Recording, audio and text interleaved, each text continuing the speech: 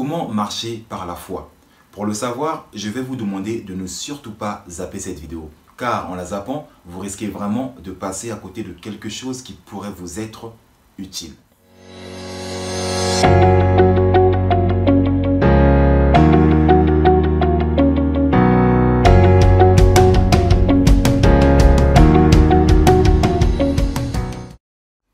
Salut à tous, j'espère que vous allez merveilleusement bien, tout comme moi, ça ne change pas. Qui plus est, je me sens toujours aussi parfaitement divin et d'ailleurs vous devriez dire la même chose. Les amis, celui qui ne sait pas qu'il sait, éveille-le. Voilà le but de ma chaîne Motivus Power. Éveillez vos consciences en vous poussant sans cesse à la réflexion afin que chacun puisse tendre vers sa propre sagesse. D'où le slogan sagesse intérieur. Et comme vous l'avez compris, aujourd'hui on va parler de la foi et plus précisément de comment marcher par la foi. Et pour cela, j'aurai besoin de toute votre attention. Et je vais vous demander de ne surtout pas fermer votre esprit. Ayez l'esprit ouvert, car l'esprit est comme un parachute. Il fonctionne mieux lorsqu'il est ouvert. Soyez donc ouverts. Et si vous êtes prêts, laissez-moi un pouce bleu comme Dada et je vous dis c'est parti.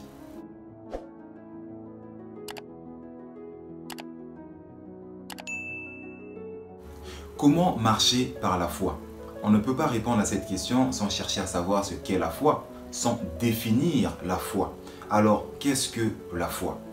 La foi a plusieurs définitions. On a par exemple celle qui nous a été donnée par l'apôtre Paul dans le livre des Hébreux dans la Bible qui dit que la foi est une ferme assurance des choses qu'on espère et la démonstration de celles qu'on ne voit pas.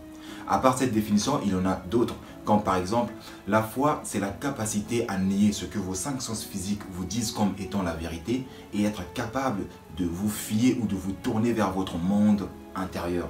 Ou encore, la foi, c'est croire sans voir ou même toucher. Voici une autre. La foi, c'est croire à la réussite d'une chose bien avant sa concrétisation. Donc, les amis, vous voyez, rien que par cette définition, on comprend que marcher par la foi n'est pas une mince affaire pour beaucoup d'entre nous, surtout pour les Thomas et les cartésiens du 21e siècle. Mais toutefois, on doit quand même reconnaître que les grands maîtres qui ont foulé le sol de notre planète ont accompli de grandes choses, des choses que nous qualifions aujourd'hui de miracles.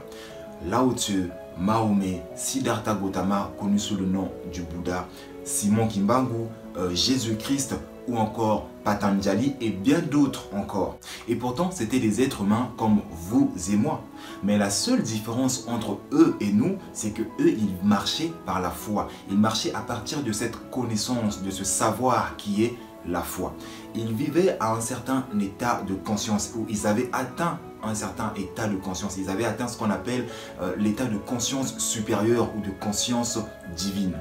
Mais attention, je ne vous dis pas ça pour vous décourager ou pour vous faire sentir indigne. Non, tout le monde peut atteindre cet état de conscience supérieure. Ce qui nous amène du coup à la question, comment marcher par la foi? Dans cette vidéo, je vais vous parler de 4 choses à savoir si vous voulez marcher par la foi. Commençons par la première.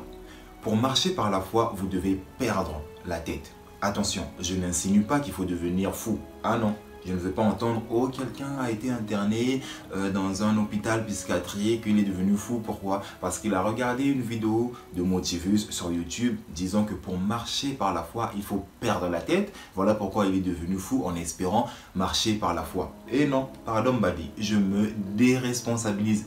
Au fait, ce que je veux dire par perdre la tête, c'est ceci. La foi opère dans le surnaturel. Les actions qui résultent de la foi dépassent la logique ou le raisonnement. Donc, si vous voulez marcher par la foi, vous devez apprendre à utiliser l'hémisphère droit de votre cerveau, hémisphère lié à l'intuition, car l'intuition et la foi vont de pair. L'intuition et la foi travaillent de concert. C'est des meilleurs potes, elles travaillent main dans la main. Au fait, l'intuition, c'est le canal par lequel des consignes, des directives, des suggestions vous sont données.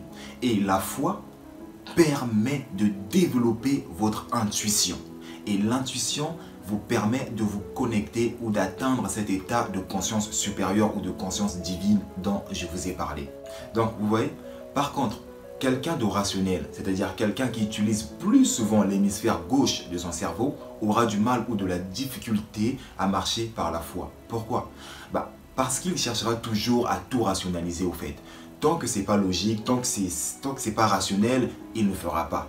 Alors que la foi, elle, opère dans l'irrationnel, dans le surnaturel, dans ce qui dépasse la raison. Et là encore, je tiens à préciser une chose. Je n'insinue pas que vous ne devriez pas utiliser votre esprit rationnel. Ah non. Car si cette faculté nous a été donnée, c'est parce qu'elle a une grande importance, elle a une grande utilité. Ce que j'essaie de vous faire comprendre ici, c'est ceci. Si vous voulez marcher par la foi, vous allez devoir utiliser plus souvent votre esprit intuitif. Toutefois, il faut toujours faire la part des choses. Il faut toujours qu'il y ait un certain équilibre dans l'utilisation de votre esprit rationnel et de votre esprit intuitif. La deuxième chose à savoir si vous voulez marcher par la foi est celle-ci. Vous devez apprendre à être en contact direct et conscient avec votre monde spirituel, votre monde intérieur ou encore avec Dieu. C'est comme vous voulez. Mais ici, je mets vraiment l'accent sur le terme contact direct et conscient. Si vous voulez effectuer un trajet que vous ne connaissez pas très bien, donc vous ne voulez pas perdre votre temps sur la route, vous voulez éviter les bouchons et pourquoi pas faire des économies de carburant. En plus, en ce moment, le prix du carburant ne cesse de à cause de la crise entre guillemets. Bon bref, qu'allez-vous faire? Vous allez utiliser un GPS, n'est-ce pas? Parce que le GPS va répondre à vos attentes. Mais pour que ce GPS fonctionne, c'est-à-dire pour qu'il vous donne des informations exactes en temps et en heure, il doit être connecté à Internet. Surtout si vous utilisez une application sur votre smartphone.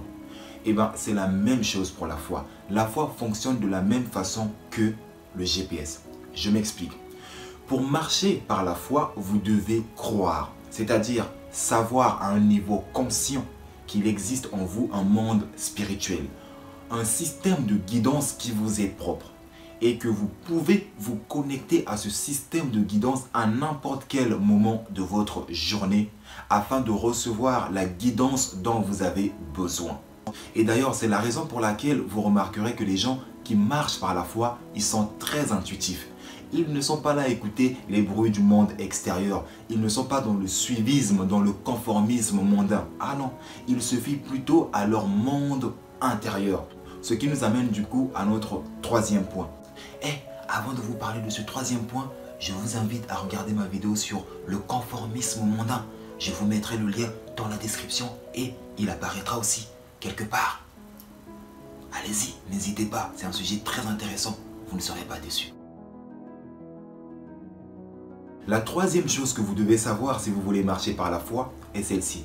Vous devez apprendre à vous fier à votre monde intérieur plutôt qu'à votre monde extérieur. Vous savez, être en contact direct et conscient avec son monde intérieur est une chose. Par contre, se fier à son monde intérieur, c'en est une autre. Revenons un peu sur l'exemple du GPS. Disons que vous êtes connecté à votre GPS et celui-ci vous dit au prochain rond-point, prenez la deuxième sortie. Et là, vous avez le choix. Vous pouvez soit suivre et mettre en pratique les conseils de votre GPS ou encore vous pouvez vous dire ah non, non, non, je prendrai la première sortie, je m'en bats les couilles. Et il se passe la même chose avec la foi. Si vous voulez marcher par la foi, vous devez apprendre à vous fier à votre monde intérieur. Je m'explique. Se fier à son monde intérieur veut tout simplement dire écouter et mettre en pratique les instructions, les directives, les consignes qui viennent de votre système de guidance interne. Je répète, se fier à son monde intérieur veut dire écouter et mettre en pratique les suggestions, les directives ou encore les consignes de votre système de guidance interne. Et cela demande du courage, ça demande beaucoup de courage. Pourquoi? Parce que comme je vous l'ai dit au début, la foi opère dans l'irrationnel, dans ce qui dépasse la raison. Et il va arriver des moments dans votre vie où vous allez recevoir des suggestions, des directives de votre système de guidance interne, de votre voix intérieure ou encore de votre intuition, peu importe comment est-ce que vous l'appelez. Et ces instructions paraîtront absurdes, folles, n'importe quoi tase aux yeux de votre esprit rationnel. Et ce dernier cherchera à vous dissuader. Ah mais non, tu ne vas pas quand même faire ça. Tu ne vas pas écouter ce qu'il te dit. Ah bah c'est du n'importe quoi. C'est pas logique. c'est pas logique, c'est pas rationnel ce que tu veux faire là. Qui a déjà fait ça? Non, non, non, c'est pas logique, ne fais pas. Les amis, écoutez, c'est dans ce genre de moment que votre foi est mise à l'épreuve. Car si vous n'êtes pas ancré, enraciné dans votre foi, vous allez vaciller. En d'autres termes, si vous n'êtes pas capable de vous fier à votre système de guidance interne, c'est-à-dire que si vous n'êtes pas capable d'écouter et de mettre en pratique les directives, les suggestions de votre système de guidance interne, vous allez succomber. Voilà pourquoi il est important d'avoir des bases solides. Voilà pourquoi vous devez apprendre à vous fier à votre monde intérieur. L'intuition opère dans le surnaturel, dans ce qui dépasse la raison. Rappelez-vous de ce que je vous ai dit. Les gens qui marchent par la foi sont très intuitifs. Et l'intuition est le canal par lequel des consignes, des directives vous sont données. Et ces directives dépassent l'entendement humain, dépassent le raisonnement humain.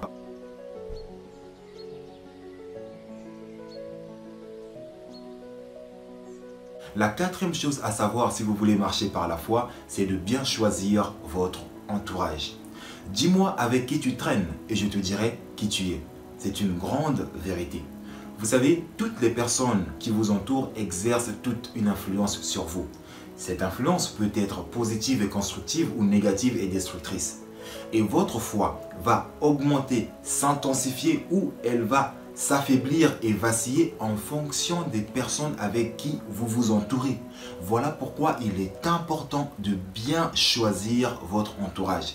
Cette vidéo n'est pas faite pour vous donner les différents types de personnes que vous devez absolument éviter. Pour toutes les personnes qui ne sont pas encore abonnées à ma chaîne ou si cette vidéo est une première vidéo de Motivus Power sur laquelle vous êtes tombé, sachez que j'ai fait une vidéo à ce sujet. Une vidéo où je vous parle de différents types de personnes que vous devez absolument éviter si vous voulez avancer ou croître dans votre vie. Je vous la recommande et n'oubliez surtout pas de vous abonner.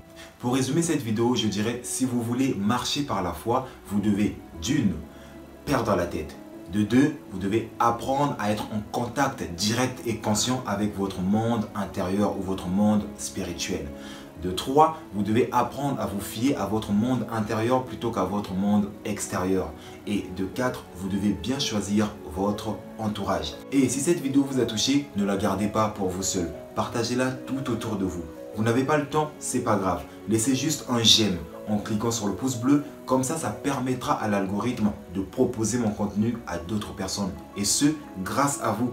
Parce que vous serez en quelque sorte un canal. Et oui, un canal à partir duquel d'autres âmes vont découvrir ma chaîne Motivus Power.